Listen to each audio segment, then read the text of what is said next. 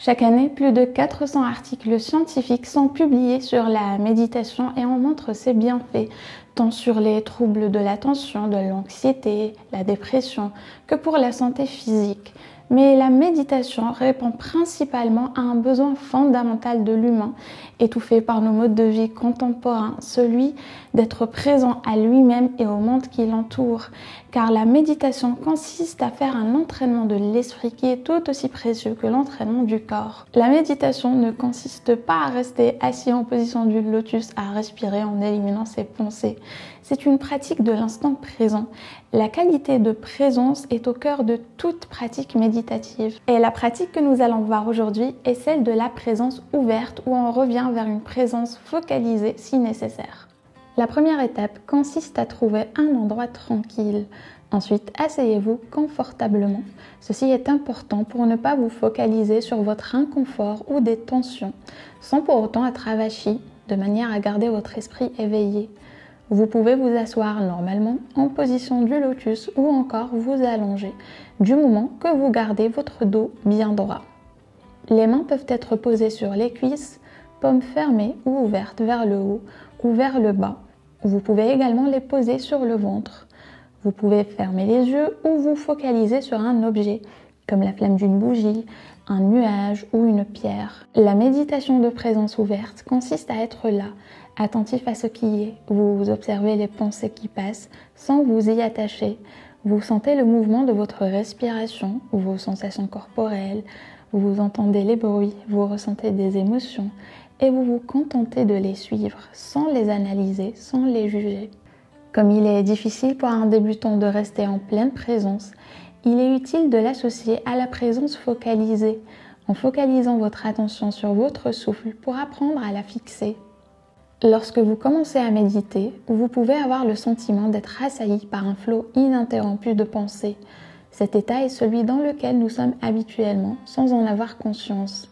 Et la méditation nous rend attentifs à ce qui se passe dans notre esprit.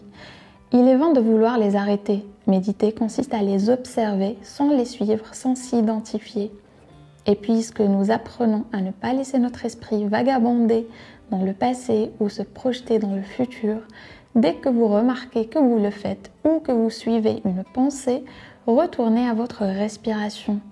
Personnellement, je compte jusqu'à 4 en inspirant, puis jusqu'à 6 en expirant. Et je respire par le ventre, car à l'inspiration, nos poumons se gonflent, mais l'expansion thoracique est limitée par la présence des os thoraciques. En revanche, vers le bas, donc vers le ventre, il existe une zone plus souple que les poumons peuvent utiliser pour une plus grande expansion. Parallèlement, la respiration par le ventre stimule notre diaphragme, ce qui facilite la respiration et donc l'oxygénation de tous nos organes. L'expérience démontre que le moment propice pour méditer est le matin, avant toute activité, afin d'ancrer son esprit. Mais c'est une pratique à renouveler autant de fois que nécessaire au cours de votre journée. Et tous les experts s'accordent à dire que la régularité est bien plus importante que la durée. Méditer 5 minutes par jour est plus effectif que méditer 1 heure une fois par semaine. N'oubliez pas que vous pouvez développer cette qualité de présence en mangeant, en prenant les transports en commun, en marchant ou en prenant une pause au boulot.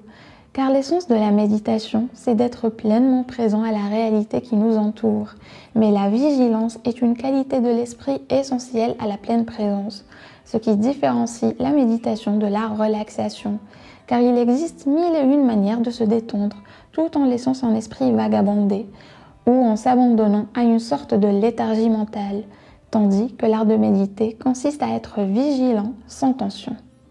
Et pour conclure, je tiens à préciser que la méditation comprend 2 mouvements entre lesquels on oscille en permanence. La reconnaissance de ce que je vis, ressens, imagine, pense, et la non-identification à tous ces ressentis, toutes ces pensées et émotions. Je ressens la douleur, mais je ne suis pas la douleur.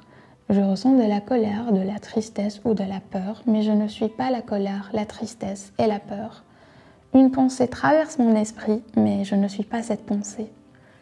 Je reconnais tout ce qui est, je ne refoule rien, je ne refuse rien, je ne cherche pas à nier, mais d'un autre côté, je ne m'identifie pas à mes états émotionnels ou mentaux. Je me donne une distance par rapport à eux, De cette manière, on ne laisse pas ces états envahir toute notre conscience et cette distance favorise la liberté intérieure. Être libre ne consiste pas seulement à faire ce qu'on souhaite, mais aussi et surtout à se connaître et à se maîtriser. C'est ne plus réagir aux événements de manière compulsive et ne plus être mu par nos affects inconscients. Donc voilà, notre vidéo touche à sa fin. Si vous voulez que je vous fasse des vidéos de méditation guidée, n'hésitez pas à me le dire dans les commentaires. Si vous voulez aussi que je vous montre d'autres pratiques de la méditation, dites-le moi également. Et avant de partir, j'aimerais vous lire un passage du livre qui m'a beaucoup aidé pour vous faire la vidéo d'aujourd'hui et qui est Méditer à cœur ouvert de Frédéric Lenoir. Harmoniser l'esprit, le corps et le cœur.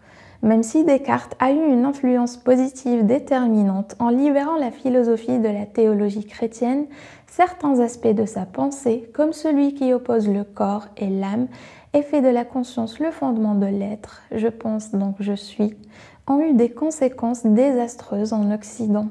Spinoza s'est opposé à Descartes en récusant la dualité corps-esprit et la prééminence de la conscience réflexive. Mais cela n'a pas suffi. L'ontologie cartésienne s'est transformée en Occident en une cérébralisation excessive de la vie. Nous mentalisons tout et avons de plus en plus de mal à relier notre corps, notre cœur et notre esprit. Méditer permet de nous connecter à notre corps et d'accueillir nos sensations corporelles, de nous connecter à notre cœur et d'accueillir nos sentiments et nos émotions, de laisser respirer notre esprit au-delà du carcan des pensées dans lequel il est sans cesse étouffé. Méditer permet d'harmoniser, d'unifier, de synchroniser les trois dimensions essentielles de notre être, l'esprit, le corps et le cœur. Comme l'écrit le psychiatre Jacques Vigne, la méditation atténue la dichotomie corps-esprit qui correspond aussi à une séparation entre la théorie et la pratique. Elle mène à beaucoup plus de cohérence et d'intégration entre les différents niveaux de la personne. Le corporel, l'émotionnel, l'énergétique, le psychologique et le spirituel.